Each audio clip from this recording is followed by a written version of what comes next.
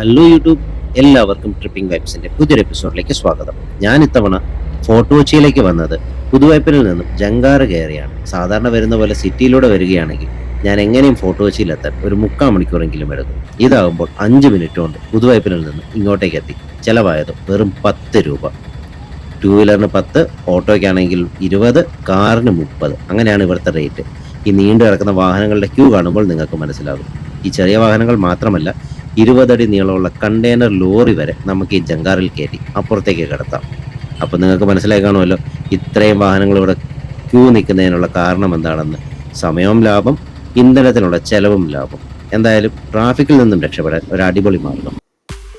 വൈകുന്നേരമായതും പുറംകടലിലേക്ക് പോയ പല ബോട്ടുകളും തിരിച്ചു വരാൻ തുടങ്ങി. ആ കാണുന്ന ബോട്ട് പോകുന്നത് പുതുവൈപ്പിൻ ഭാഗത്തേക്കാണ്. അതിന് തൊട്ടു മുമ്പിലായി വിനോദസഞ്ചാരികളെയും കൊണ്ട് കറങ്ങാൻ പോയൊരു ബോട്ടുമുണ്ട്.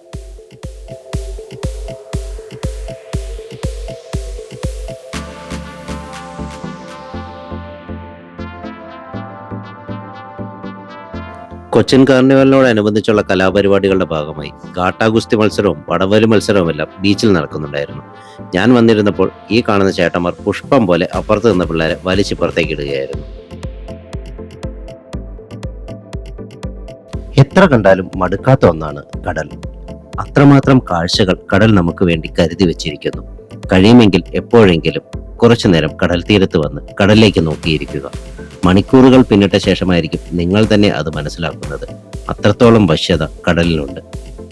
കാഴ്ചകൾ കണ്ടിരിക്കുമ്പോഴാണ് INS സുജാത ഹാർബറിലേക്ക് കയറി വരുന്നത് കണ്ടത്. കുറച്ചു കാലങ്ങൾക്കുമപ്പുറം ഇതുപോലൊരു ഷിപ്പിന്റെ ഡക്കിൽ നിന്നും കടൽ കാഴ്ചകൾ കാണാൻ വന്ന ആൾക്കാരെയും കടൽ തീരത്തെയും കണ്ട് രസിച്ചിരുന്ന ഞാൻ ഇപ്പോൾ കടൽ തീരത്തിരുന്ന് കപ്പലിന്റെ കാഴ്ചകൾ കണ്ട് രസിക്കുന്നു. വല്ലാത്തൊരു അനുഭവം തന്നെയാണിത്.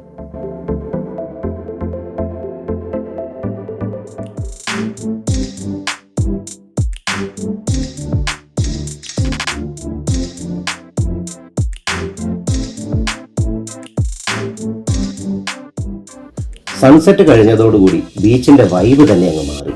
പുതുവത്സരത്തിനെ വരവേൽക്കുവാനായി അണിഞ്ഞൊരുങ്ങി നിൽക്കുന്ന ബീച്ച്. വളരെ മനോഹരമായ ഒരു കാഴ്ചയായിരുന്നു അത്.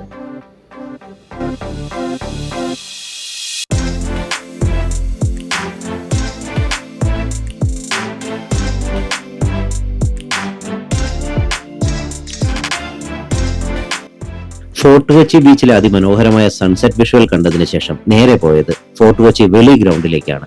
ഇവിടെയാണ് കൊച്ചിൻ കാർണിവലിന്റെ മെയിൻ അട്രാക്ഷനായ മഴമരമുള്ളത്. കൊച്ചിൻ കാർണിവലിന്റെ സെന്റർ ഓഫ് അട്രാക്ഷനാണ് ഈ കാണുന്ന മഴമരം. ഈ മുത്തശ്ശി മരത്തെ ഇതുപോലെ അണിയിച്ചൊരുക്കുവാനായി 75,000 ബൾബുകളും 1500 സീരിയൽ ലാമ്പുകളും 150 സ്റ്റാറുകളുമാണ് നൈറ്റ്സ് യുണൈറ്റഡ് എന്ന ക്ലബ്ബ് യൂസ് ചെയ്തിരിക്കുന്നത്. അതിനായി അവർ ചെലവിട്ടതോ 8 ലക്ഷം രൂപയും. കഴിഞ്ഞ 20 വർഷങ്ങളായി അവർ ഈ മരത്തെ ക്രിസ്മസ് ന്യൂ ഇയർ സമയത്ത് ഇതുപോലെ അലങ്കരിച്ചു നിർത്തുന്നു. ഈ ഒരു മരം കാണുവാനായി ആളുകളുടെ ഒഴുക്ക് എല്ലാ വർഷവും കൂടി വരുന്നതായിട്ടാണ് അവർ പറയുന്നത്. ഇവിടുത്തെ ഒട്ടുമിക്ക പരിപാടികളും നടക്കുന്നത് ഈ മരത്തിന് ചുറ്റുമായിരിക്കും.